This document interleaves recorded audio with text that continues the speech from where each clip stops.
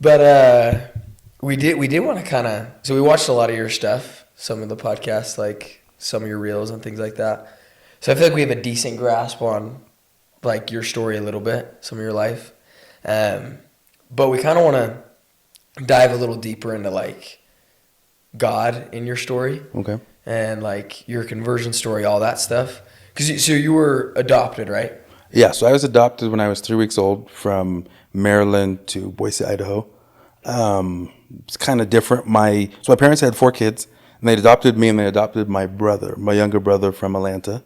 I'm 3 hours older than him, but we're from separate families. So it's like growing up with a twin. He lives with me right now. I went to UVU. He went to Utah State. It's funny. We went to separate high schools. Really? Why? Just competitiveness. Okay. Yeah. And it's like, let's just keep Did you you play guys sports? separate. Okay. Same positions. Yeah. Okay. So it's better we So you win wanted our, to beat him, and yeah. So it's better. It's like better we win our separate ways. My dad, when I was 7, my dad did humanitarian work in Zimbabwe in Africa, and so we moved over to Zimbabwe. So I was baptized in Zimbabwe. Lived there for 2 years. Moved back. Went to middle school. My dad was called as a mission president my 8th grade year to South Africa. So I went over there and started high school there, and that was a different experience because you left I grew up in Idaho, and so you left a community that's predominantly LDS, same religion, same beliefs, kids doing the same things that you were doing. We went to a place where it's an all-boys school, uniforms. It was like, I tell people, it's like Harry Potter. You get there, I got put into a house. You have the prefix, and you can only work on certain grass depending on what grade you're in, or certain staircases. So I was there, and so lived in the mission home, which was a whole different experience because as a kid, when you get pulled away to a different country, you get a little angry, and you start to want to rebel and different things. And so I remember we went to this party, and I got my ears pierced. And that same weekend, President Nelson was coming to speak. And I'm like, do you wear the earrings when you... And I will never forget this. So I took him out. We go to church and everything, and my dad waves us to the front. He's the mission president. President Nelson is there. And I'm like, I just waved. But he's like, come forward. And so I go up and I give President Nelson a hug. And the only thing going through my mind was the party the night before. I'm like, he is probably seeing everything I was doing the night before and sitting in the hot tub and people were drinking and all these different things. But it was just, at a young age, it was an interesting experience to have, to think. Now, I don't necessarily know if he could see into my mind and what I had done, but it was a lesson on, the choices that we choose to make. And will those follow us? Or, if we do have standards, can we stand up for those standards in certain situations? So finished there, we moved back to Idaho, graduated high school. That was a whole different ball game because went to a school where I was first black kid in school history, only black kid in the school. 1 year I met kids with KKK robes in the school, all different experiences there. Graduated, came and did a semester at UVU, and then 1 semester, and then got my mission call back to West Africa. Wow. And so for a big chunk of my life, I had lived a third of my life in Africa. Yeah. And so was there 2012, 2014. And that was another unique experience because serving a mission is already hard. Sure. As you guys both know, a third world country is even harder on top of that. The people are great in other countries because they don't have... Pardon? Living conditions, not so much. Yeah. Living conditions suck, but they don't have the material things like the iPhones and the things that we worry about here. And so a year into my mission, my dad teaches self-reliance for the church. My parents were assigned to my mission. Oh, wow. And so I'd be riding my bike and I'd see my mom drive by. We'd be in trainings and my parents are like 2 doors over. And that's an experience where you have to work harder because it's such a distraction knowing mom and dad are right there. And pressure's on. You're like the son of these important people. And, missionaries are text, I just met your dad today, or your parents just took us to dinner. And, my parents did on my birthday, they came up and took my whole zone we went and did lunch and everything, which was fun. But the thing that was unique with that is whenever I saw my dad on my mission, he would never talk about things back home. Yeah. It was always like, how are the people you teaching, how the experiences. So it kept me in that state of, I'm a missionary, this is what I'm choosing to do. But for me, the biggest shift in my life came on my mission, because I remember, and everyone goes through these motions, you're in a third world country, you don't have electricity every day, and you start to look at the people differently. Like, this is not me. I don't live in this state. And so President Monson gave a talk that said, we need to see others not as they are at present, but as they can become. Yeah. And so for me, it shifted the way I viewed my mission, but also it shifted the way that I've done my career and my life, and everything since then is just not seeing people as they are right now, but the person that they can turn into, the person that meant to be, the person that they can become. And so for me, that was one of the biggest shifts, I would say. And then I moved back, and I've been in Utah ever since. And it's been interesting. The next 7 wards I was in, I was always put as the ward mission leader. So I've always been, talking to people. And so in the field of PR that I work in, it's like everything has been connected, and it's continued me to be able to do what I enjoy, and that's just talking with people and forming connections. That's awesome. And so you grew up pretty faithful. You had these awesome role models of your parents in your life. But what was the origin story of you coming to know God? I think it's in the work that I've done on myself, making myself into the best person possible, understanding that Jesus is my brother. He understands. He's already gone through everything that I'm going to go through, but also the understanding that God is someone that I can just have a conversation with. And it's not so much of if I need something, it's the only time I talk to him. I woke up, you can give thanks for any little small thing. And so it's understanding those relationships, I would say, with Jesus, with God, and with myself, has probably been the biggest time that I've formed that relationship. Cool. Are there any particular moments growing up? So one of the things I've always struggled with growing up is I had a severe anger issue, anger management, and I was always bigger and stronger than everybody. Yeah. And so there came a point where my parents didn't know what to do. And so in middle school, I was sent off to a wilderness therapy camp called Red Cliff Ascent down in southern Utah. And it's one of those, you're signed over, you're blindfolded, you're taken out in the wilderness, you're hiking every day. You get food every 2 weeks. If you run out of food, you're out. You can hunt, you can live off the land, but also our fires to cook are by bow drill. And if you don't make fire, they're not giving you fire. And so, it's times where you eat raw meat and you don't have fire. It's negative 20 degrees. You're hacking at a frozen lake to get water. In the summer, I remember I drank out of a cow trough with cows because it was, and they would give you drops and different things to clean the water, but it wasn't like they brought you bottles of water. It was living off the land. How long did you do that? So it's crazy. So I was one of the longest people there. I was only 14, and now you have to be, I think, 21. There's been some legal stuff that they can't do. I'm sure. But I was there, 3 months, because I was there Thanksgiving, Christmas, and then January is when my birthday is. So I was there through all those holidays, my birthday. Because I remember, do you guys know those zebra cake things at Walmart? Oh, I love those. Yeah. So that's what they gave me for my birthday. And it was the most amazing thing at the time I'd ever tasted. I remember I would lick it and just sit in the dirt and just... And so every time at Walmart, I'm like, zebra cake brings back memories. Yeah. But that was the first instance as a kid, because you're in the wilderness and there's no one coming to get you.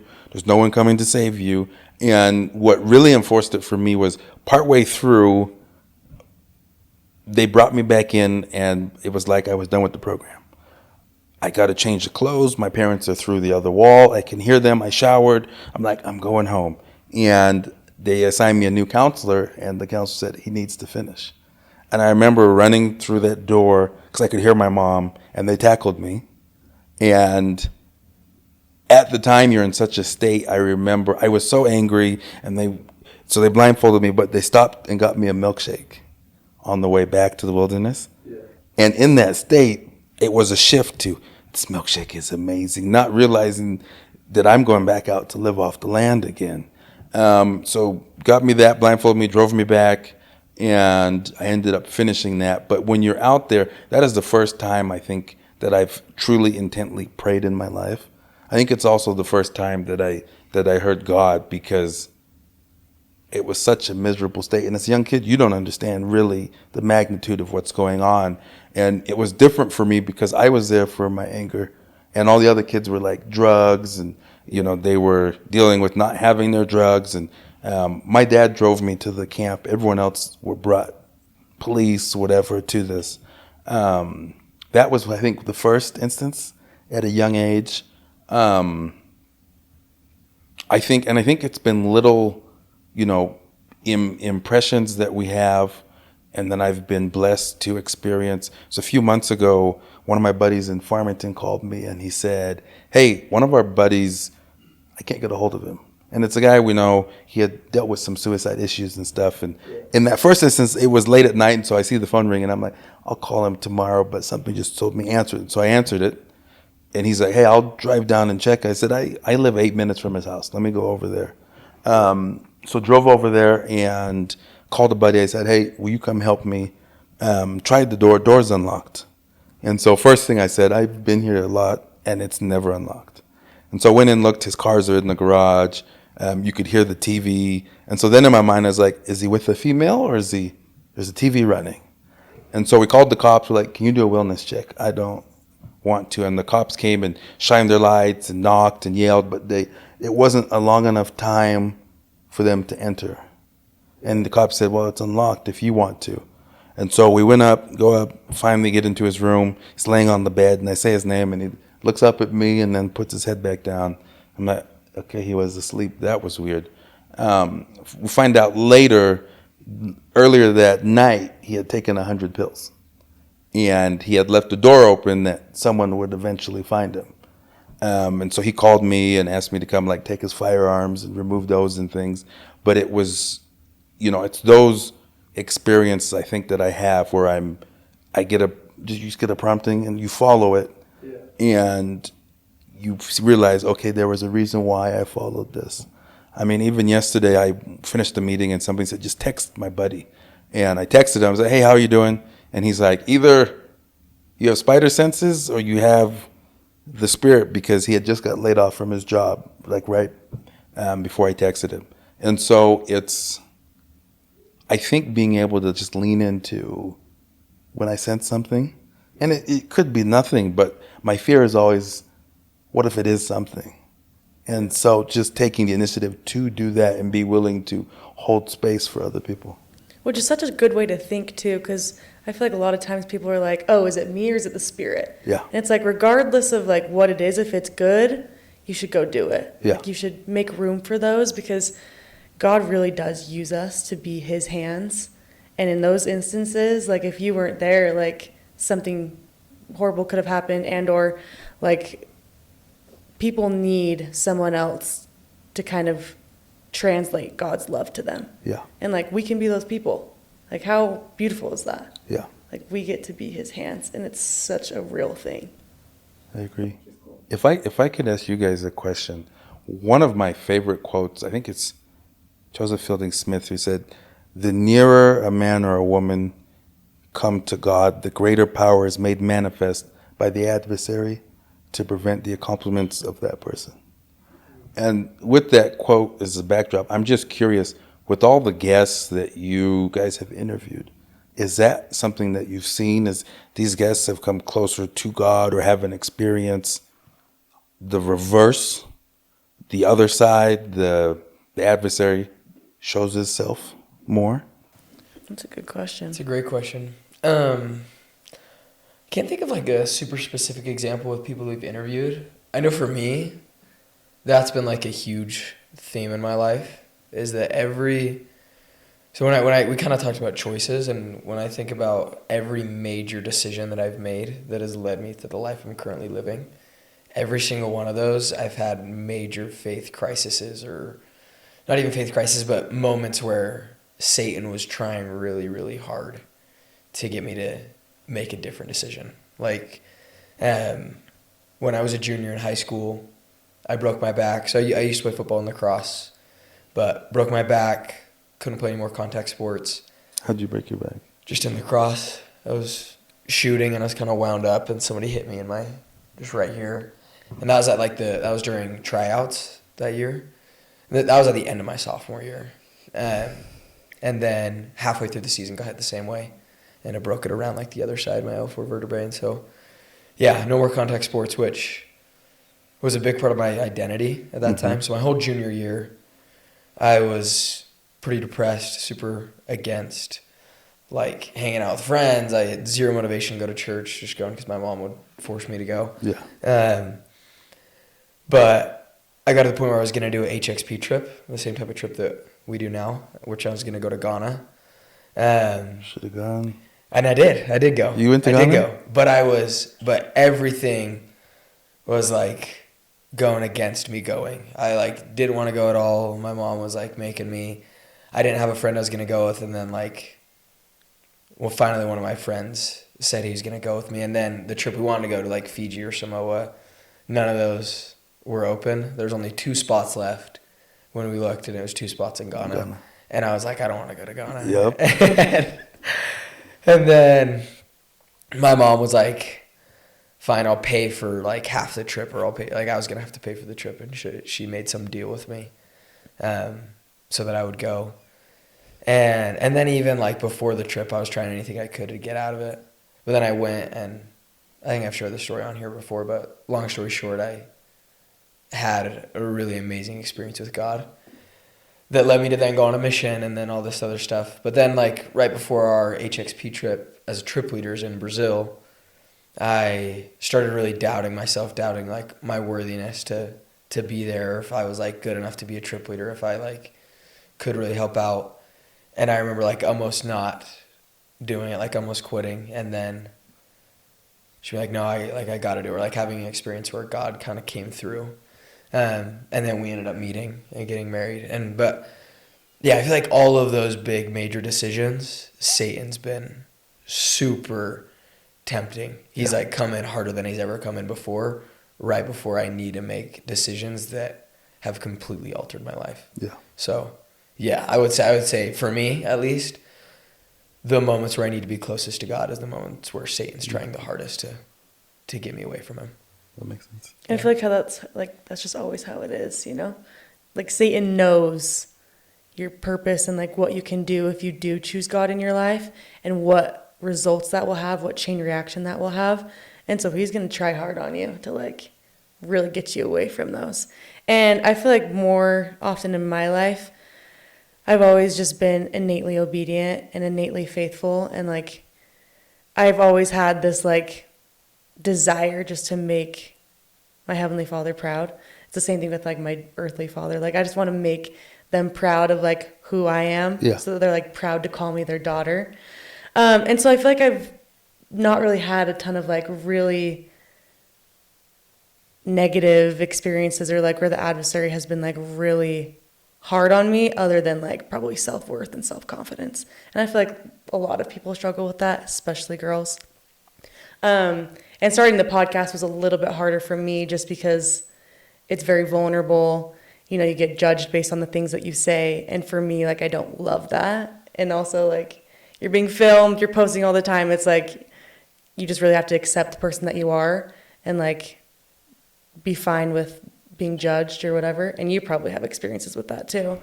But you just got to embrace who you are, embrace what you believe in, and really just try to go for goodness, because the world just lacks that. And you'll have those negative comments, and yeah, so you know. And the beautiful thing is Instagram doesn't know what a negative comment is or a good comment. So what people don't realize, the more they comment hate, the more your algorithm gets going, and then they're actually helping you than doing harm. Yeah. Now it's hard to read some of those and see them, but it's always there. And some people, they just live to just negative comment on things. And it's a lesson for us. Even the world is the same thing. Yeah. And I always look at it as, if you study the universal laws, the law of polarity teaches every negative has a positive, every positive has a negative, and they're tied together. And so I just realized if something negative happens, there's a positive that will come with it. And if something positive happened, I'm already ready that something negative is tied to it as well. And so it just helps you brace for that experience, or worried about, I'm on camera now and what are people going to think? And, and I don't, I had to finally get to the point where like, I don't care. I'm going to talk about anything. I'm going to say stuff that's offensive, and Just gonna be me. Yeah. Do your thing. mm-hmm. It's cool. Have you kind of like same question back to you, but have you had like harder moments in your like faith journey? Like what would have been the low moments? Right before my mission, I think was challenging. It's like stuff gets thrown at you right before you leave on a mission. I remember a few days before I was supposed to be set apart, the stake president came by the house, and he was saying something about, I heard you went with some friends to the strip club and blah, blah, blah. And turns out it wasn't me, it was someone else. But it was like just little things being thrown at me. But also, and I think it's like, I feel like whenever you're trying to do something good, there's always an easy excuse that pops up, or something that you could say, I don't want to do this, or I don't want to go there. And it's like, I've had a chance to go to the last few general conferences, and it's like you wake up, you're like, I could just stay in bed and eat a cinnamon roll and watch it on TV. Why am I getting dressed and going up there? But I think, and I think one of the lessons we got from the pandemic was going to church is not so much about a popularity party. And because one thing I loved about being able to do church on Zoom is it removed having to wear the fanciest clothes and have this competition and stuff. It was just, it didn't matter. But also, I think it was for me, it was more sacred experience being able to do the sacrament in people's homes. And it just, for me, it completely removed what society's social norms put on us. And we actually focused on the doctrine and the teachings and everything. And so, I think I've had a lot of those lows and stuff, but it's always rebounded into something positive. A few weeks ago, I was having one of the hardest times of my life with some experiences, and one of my best friends is in med school in New Orleans, and he sent me a text. He said, hey, I don't have rotationals next week. I have the week off. If you want to come, I have an open room. I can work remote from there. And so I booked a flight, went out to New Orleans for a week, and it was an amazing chance to reset and have conversations and everything. And so it's like those low moments come, but then there are parts of my life where they come and that something pulls me out of those low moments. Yeah. I feel like those moments, like in New Orleans or wherever you're going, for us, it's like our humanitarian trips. But I feel like everybody needs a chance to reset. Yeah. Especially with like phones and social media, and even living in Utah, going to church a lot of times can be that like kind of comparison fest where people are comparing, you're comparing yourself to them. You're seeing people on social media all the time, you're comparing. So whatever people need to do, I think everybody needs an opportunity to reset. Yeah. That like whatever that is in their brain, that comparison or whatever it is, but reset and get to a place where all that really matters is what God thinks of you and what you think of God. Yeah. And then that when you have like that mindset, just that pure thought of like, I love God, He loves me. And because of that love, I'm going to do my best to serve Him and love other people. That's when life is just in its purest form. Yeah. And like our whole idea behind this podcast is that it really is possible to make heaven on earth. Like through your relationships, through people. Like we really do have the chance just to feel a glimpse of heaven right now. Yeah. But for you, what do you feel like some of those moments have been in your life where you've like experienced a little taste of heaven on earth, where you've like reset and just only the things that really mattered have came through? I think it's the times where I find myself around family, around friends. I had a cousin who got married last week, and just being at the wedding reception and being around family, and just being, even, the younger cousins, because they're so innocent, they don't know much about the world, but they look up to you as an adult so much. And so for me, I think the children in our lives show us what it's, sometimes we take ourselves too seriously. And we get stuck in our mind of work and bills and all these responsibilities, and kids remind us that just have fun, just laugh. I think those are the moments. I think also just being able to help someone or help people in general, I think for me allows me to feel like I'm making a difference in this world. And I think I've talked to some friends lately about this, but like we're all on this journey to be more like Jesus. Yeah, and the part that I think we miss is on that path of following him and doing the things that he has done and the examples he's set, is we also have to realize he did suffer on his journey. And so that tells us that we have to suffer a little bit on our journey. It'll never be the level to which he suffered, but we have to realize that the journey we're on is not going to be an easy one. And we will suffer in that process. And so for me, I think that's part of, I would say heaven on earth, is to experience exactly what Jesus experienced, is realizing that we can be in a wonderful place surrounded with family and friends and people we love, but we also are going to suffer on the journey. And that's the beautiful part, because in the suffering is where I think we learn the most about ourselves. And Jesus, God are always trying to teach us something with that. Yeah. I also love that, because really, like, the very worst sin that was ever committed was the murder of the Son of God. Yeah. But then the very best thing that has ever happened to humanity was the death of the Son of God. Yeah. Like, we are on a very unique path. If God can make the worst thing become the best thing ever to happen on earth, like, he can also do that with our life. Yeah. Like, the worst thing that we might ever experience might actually become the best thing because of the things that we learn. And through suffering, we experience so much and we draw closer to God. And so I think there's so much beauty and power in that. And like, we'd be foolish to think that suffering doesn't equate to great learnings. Yeah.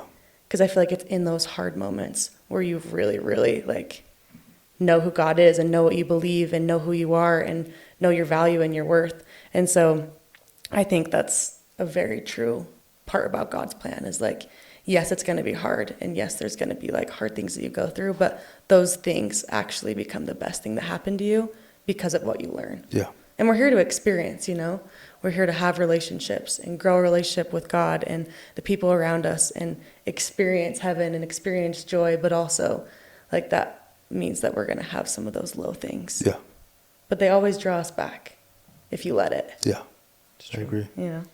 And I think God's just one of my favorite qualities of God is just that he's the perfect teacher. Like, learning things, like actually learning something, never comes from just being told. Yeah. That thing, it always comes from experience. It comes from like actually just living it and learning through whatever we are living through. And I just love how God knows exactly what we need to go through to learn what he needs us to learn, Yeah. But I have a question for you. I love asking people this question. But if you were to like talk to somebody that doesn't really know God, doesn't have God in their life, maybe doesn't believe in God, and you were to help them fully comprehend or like fully learn one quality of God and understand that quality about him, what quality would you have them know and learn? I think the quality of love, unconditional love. I think it's helping them understand loving someone unconditionally. It would be, if I have a friend who is going through a hard time, we can reach out and help them. If I have a friend who has a win, I can celebrate with that person and not be jealous and not be spiteful or prideful. I think just helping them understand, if you look at someone the way that God views a person, that to me will resonate with them more than I think anything that you could give them, anything else that you could really say, because that's something that you feel and you experience. I love that. Yeah. I mean, that'll build somebody's testimony of the love of God more than anything, you helping them. Yeah. Experience God's love. Yeah. You.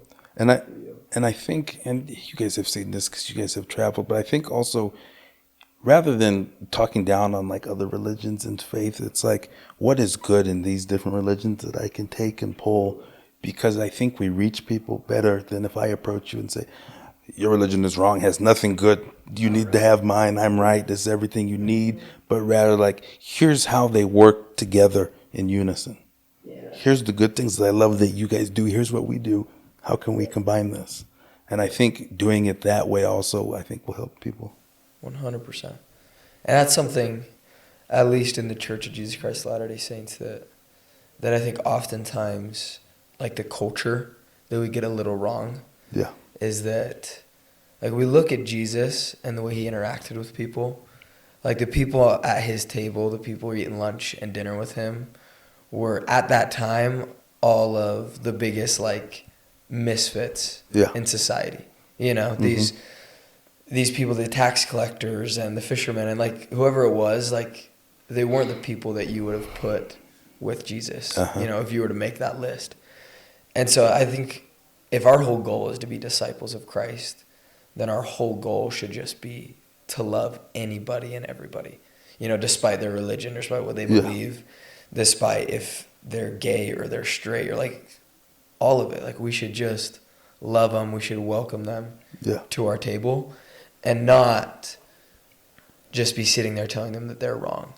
Like, it's so much better just for them to be at your table, feel the sweet spirit there, and maybe that will make them curious. Be like, oh, well, what is this person doing?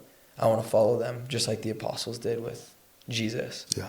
It wasn't necessarily Jesus, like, banging it over their head, but they saw this elevated way he was living, and they're like, I want that, and I want to follow that, and I want to do what he's doing. And then he's able to take them under his wing and guide them. But, yeah, I think just really loving anybody and everybody is by far the best thing we could ever do. I agree. Well, I guess final question for me too is, Jeff, I feel like you can relate to this a lot, but for the people who feel like misfits, for the people that feel like they don't fit in or they're not accepted by their religion or, you know, judged based on the color of their skin or whatever it is, like, what do you say to those people? And, like, what is something that you feel like your religion does good at as far as, like, anyone belongs?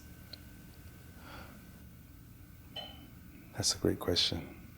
I would say it's an understanding of you can travel to different states, different cities, different countries, and you can still run into church members who may speak different religions, who may have, you know, different economic statuses than we do, but they all love the gospel and they all love God.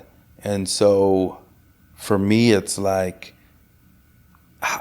finding a community where people you can relate to and people that look like you, people that do the same things, but also are so very different. Yeah. And I think for someone who doesn't necessarily fit in, being able to find people that are not like you, they may look like you, but you may have two different worlds, but the gospel is what ties you together. And the love of God and the love of Jesus brings you together. I think that's huge. And I think it's understanding that the apostles, as you said, were misfits. And so if these are the people that Christ surrounds himself with, I was listening to something the other day, and he talked about in our lives as we make friends, we all in a way need our apostles, knowing that some may betray us at some point, knowing that some of these relationships may not last forever, but we all need them for certain reasons. And I think it's a lesson that it's okay to be a misfit, because everyone is meant to be placed here because you may be needed for someone else and to help someone. And there's a purpose. I really believe there's a purpose for every person on this earth. Yeah, I love that. When you said, and this is kind of just my last thoughts, but when you mentioned like somebody could betray you, like Judas, it just makes me think about how Christ probably treated him. Like he knew that he was going to betray him. He knew that like this really dear friend of his was going to turn his back on him for just a couple coins. Yeah. But it almost like brings me to tears thinking about how hard Christ probably tried with him. And it didn't matter that he knew, like, oh, one day he's going to betray me. He believed in him still. Yeah. Like, he still loved him with his whole heart, and probably had lots of late night conversations with him, and put everything he had into that relationship with Judas, just as much as he did with all the other apostles, even knowing that Judas would betray him. He still, like, promised you, just knowing Christ, that he put his all into that relationship. And I think that teaches us a lot of, like, our enemies, anybody, whatever it is, we should still do our very best to believe in them. Yeah. And do everything we can to love them, no matter who they are, no matter what they come from, or no matter what they're going to do. Believe that they can become something greater. But yeah. But thanks for coming on the podcast. No, thank you for having me. Yeah, you're Great awesome. Conversation. Yeah, you really are awesome, inspiring. So I appreciate it. thanks for coming on. Any last thoughts you have? I would just say, and I said this on Christina's podcast, I said, my goal in my life is I want God to know me and know my voice by the conversations I have with him here on earth. And I think if we could just realize that this is our Father who knows us, who created us, who